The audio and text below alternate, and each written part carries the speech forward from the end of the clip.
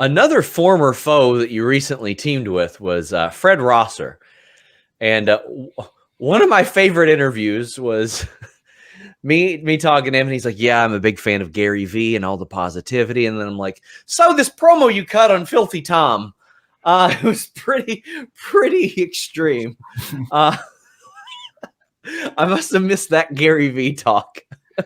But I don't remember Gary Vee threatening to find out where somebody lives and then take advantage of them in front of their children. But hey, to each their own. That's a kind way of putting it. That's a very kind way of putting it. But you guys teamed together recently. How was that, considering that you guys had one of the best feuds going for quite a while? I mean, it really reestablished Fred Rosser as a talent that a lot of people did not know he had in him.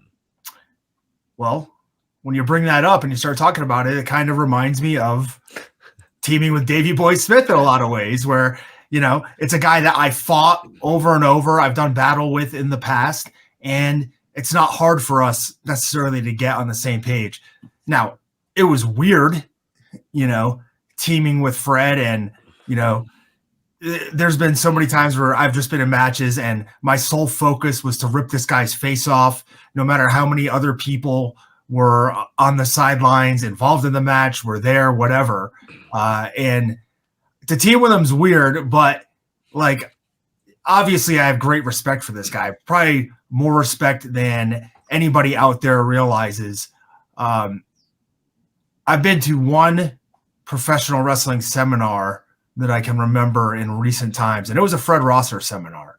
Let me just put it that way. So I'm happy. I'm happy to team with him. I hope I get to more. I thought that was, I mean, I love that feud because, I mean, there were a whole lot of people that did not know Fred Rosser was, like, had that in him, to be honest with you. When I was on my way to, I remember that I was on my way to that taping. It was during the pandemic, the first time I wrestled him. And I'm the kind of guy that, like, I don't know how to, like, I love the idea of those PWG Mystery Vortex shows. I love that. You don't know what's going to happen, right?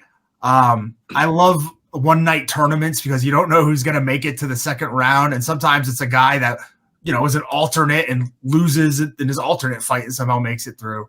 But I didn't ask who I was facing until I was on my way to that show. And when I found out, I was like, what? Excuse me?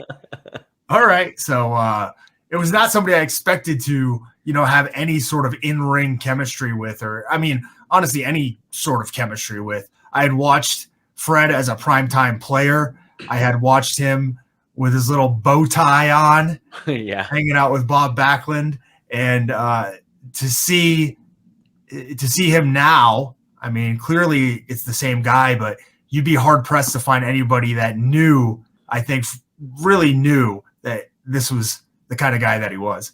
I mean, a year before that, I saw him in Chicago and we did an interview, and I'm like, hey man, are you retired? You haven't wrestled in like a year and a half. And he goes, nope. He's like, I'm waiting for the right opportunity, and I'm going to wait until I get that opportunity.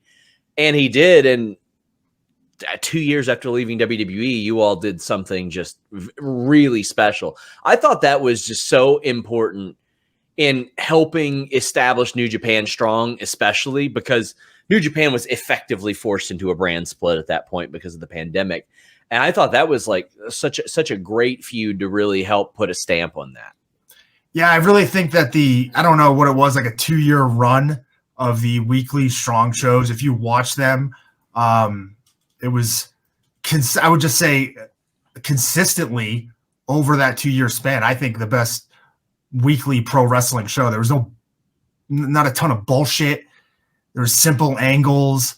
There was some of the top stars you see on, you know, wrestling TV now were competing on those shows. So